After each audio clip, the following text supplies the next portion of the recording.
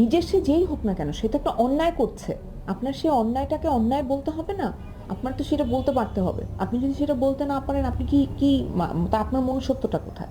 ওই মুহূর্তে যারা আসলে ওই সরকারকে এই কাজগুলোতে সাপোর্ট করেছে এবং বলে গেছে যে ওই সরকারকেই দরকার ছিল, তাদের প্রতি আমার শুধু ঘৃণা এবং করুণা। আপনি, আমি, আমরা সাধারণ নাগরিক, আমাদের কিন্তু যে কোনো রাজনৈতিক দলকে সাপোর্ট করার অধিকার আছে। এটা কিন্তু আমার নাগরিক অধিকার। আমি চাইলেই একটা রাজনৈতিক দলকে আমি সাপোর্ট করতে পারি। সে, তার প্রতি আমার ভালো লাগা থাকতে পারে, তার কাজের প্রতি আমার ভালো লাগা থাকতে পারে, যে কোনো কারণে আমি তাকে সাপোর্ট করতে পারি। কিন্তু যখন একটা ভয়ঙ্কর অন্যায় হচ্ছে, সেই অন্যায় হওয়ার পরও আমাকে সাপোর্ট করেই যেতে হবে, সেইটা তো হতে পারে না আসলে। সেই জায়গাটা তো আমি আমি কোনোভাবে মানতে পারবো না।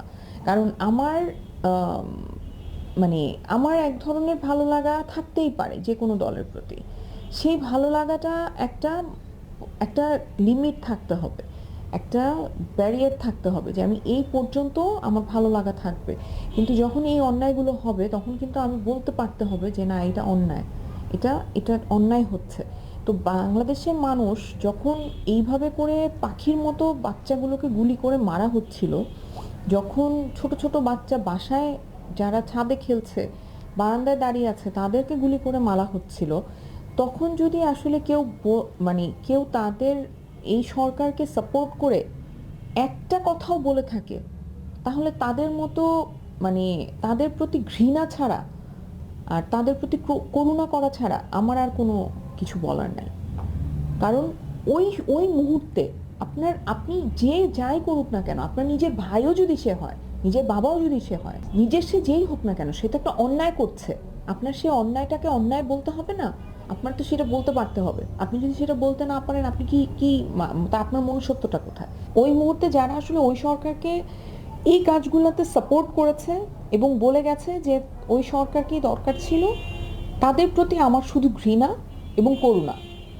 এবং তারা চরমভাবে অন্যায় করেছে, এটার আর কোনো দ্বিতীয় কথা নাই। তো যারা যায় নাই তারা তারা তো অনেকে অনেক কারণে যেতে পারে নাই, কিন্তু অনেকে না যেয়ে আবার সাপোর্ট করে গেছে অন্ধের মতো, ভয়ঙ্করভাবে। এটার মতো ঘৃণিত কাজ তো আমার কাছে মনে হয় না যে আর কিছু আছে। এবং অনেকে আছে ইচ্ছা করে চুপ থেকেছে, যারা একদমই কথাই বলে নাই। মানে আপনি ধরেন আপনার চোখের সামনে একটা অন্যায় হয়ে যাচ্ছে, আপনি জাস্ট অ্যাক্ট করছেন যে এটা হচ্ছেই না। আপনি তো অভিনেত্রী, আপনি তো অভিনেতা, আপনি কথা বলবেন না? এটা তো হতে পারে না ভাই। আপনি তো আগে মানুষ। আপনি চুপ করে কতক্ষণ থাকবেন? আপনার চুপ করে থাকার তো একটা লিমিট আছে। যে আপনি অন্যায়টা দেখে আপনি অন্ধের মতো, আপনি কি কাক? আপনি চোখ বন্ধ করে থাকলেন? আপনি কি উট পাখি যে আপনি এখন মুখ গুজে রাখলেন বালুর মধ্যে? আপনি দেখবেন না পৃথিবীতে কি হয়ে যাচ্ছে? না, এটা তো হবে না। আপনি আপনি এই দেশের নাগরিক, আপনার সেই নাগরিক দায়িত্বটা আছে। কিন্তু দুটো সিনেমার শুটিং চলছিল, সেইটার একটার কাজ শেষ হয়েছে এই বছর, সেটা মাস্টার, রেজওয়ান শাহরিয়ার সুমিতে। আর আরেকটা হচ্ছে এশা মার্ডার, আশা করছি ঈদে রিলিজ হবে একটা কাজ, এশা মার্ডারটা। আর দুই একটা কাজের কথা হচ্ছে। আপাতত এই কাজটাকেই মানে প্রধান প্রাধান্য দিচ্ছি আমি। আমি আসলে খুব বেশি নারী প্রধান কাজে ফোকাস করছি এখন। সো নারী প্রধান কাজগুলোকেই আমি খুঁজে বের করার চেষ্টা করছি এবং ওই ধরনের চরিত্রই খুঁজছি। তো সেটা তো কঠিন, বাংলাদেশের প্রেক্ষাপটে নারী প্রধান গল্প পাওয়াটা খুবই কঠিন। তারপরও চেষ্টা করে যাচ্ছি, দেখা যাক। আমাদের এখানে তো আসলে ওই অর্থে নারী প্রধান গল্প হয় না। আমাদের এখানে সবই হচ্ছে মানে মেল মেল ডমিনেটিং ইন্ডাস্ট্রিজ, তো সবই হচ্ছে পুরুষ প্রধান গল্পের।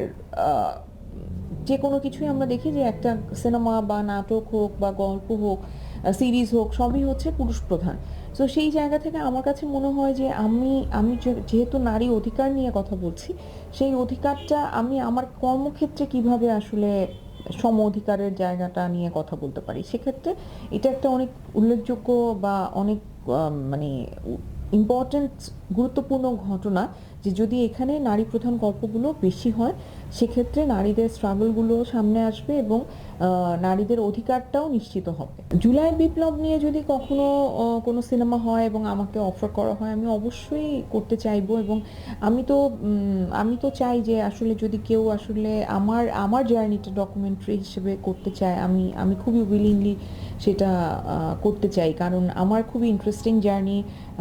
কারণ একজন সাধারণ মানুষের জার্নিটা একরকম, আর আমি আমার জায়গা থেকে যখন জার্নিটা করেছি সেটা আবার একদমই ডিফারেন্ট। আমাকে নানান জায়গা থেকে উপর মহল থেকে প্রেশার দেওয়া হয়েছে, আমাকে হুমকি দেওয়া হয়েছে, এবং আমাকে আবার ওই জিনিসগুলো ট্যাকেল করতে হয়েছে যে আমি আসলে গণভবন থেকে আমাকে যাওয়ার জন্য অফার দিচ্ছে, আমি যে না করছি, এই যে না করছি বা আমি যে যেতে চাচ্ছি না, এই এই যে স্ট্রাগলটা আমার কাছে মনে হয় যে এগুলো মানুষ পর্যন্ত যাওয়াটা খুব জরুরি। সো যদি কেউ করতে চায় যে আপু আপনার জার্নিটা আমি ডকুমেন্টারি হিসেবে দেখাতে চাই, আমি উইলিংলি করতে চাই। বাংলাদেশি ফিল্ম ইন্ডাস্ট্রি কিন্তু আগের চাইতে অনেক ডেভেলপ করেছে, সেটা প্যান্ডেমিকের পর। আমি বলবো প্যান্ডেমিকের পর বাংলাদেশের ফিল্মে ইন্ডিপেন্ডেন্ট ফিল্ম মেকারদের এক ধরনের উত্থান ঘটেছে, সেটা খুবই পজিটিভ। কিন্তু আপনি দেখেন কত ভালো ভালো কাজ হচ্ছে।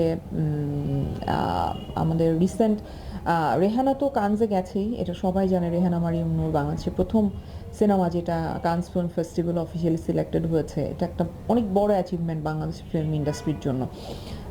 তারপর রিসেন্ট সাবা নামে একটা সিনেমা মেহজাবিন করেছে, সেটা বিভিন্ন ফিল্ম ফেস্টিভ্যালে গেছে। প্রিয় মালতী নামে একটা সিনেমা, সেটা বিভিন্ন ফেস্টিভ্যালে গেছে। তো আমার কাছে মনে হয় ইন্ডিপেন্ডেন্ট ফিল্ম মেকাররা যারা কাজ করছে তারা খুবই ভালো কাজ করছে, এবং কমার্শিয়াল ফিল্ম যেরকম আগে খুব হিট হতো সেই জায়গাটা হয়তো একটু পরিবর্তন হয়েছে, কিন্তু আমার কাছে মনে হয় যে এখনও ভালো ভালো ফিল্ম হচ্ছে, কমার্শিয়াল ফিল্ম হচ্ছে, ইন্ডিপেন্ডেন্ট ফিল্ম হচ্ছে, বাংলাদেশের মানুষের রুচি চেঞ্জ হচ্ছে সিনেমা নিয়ে। সো আমি তো আশাবাদী প্যান্ডেমিকের পর। আমি মনে করি যে অনেক অনেক পরিবর্তন এসেছে বাংলাদেশের ফিল্ম ইন্ডাস্ট্রিতে। আমি তো অভিনয় করে যেতে চাই অনেক বছর, বহু বছর। আর তারপরে আমার ইচ্ছা আছে, আমি লিখতে চাই। আমার কাছে মনে হয় যে আমার লেখার ইচ্ছা আছে। তো যদি কখনো সুযোগ হয় বা পারি, হয়তো স্ক্রিন প্লে করতে চাই।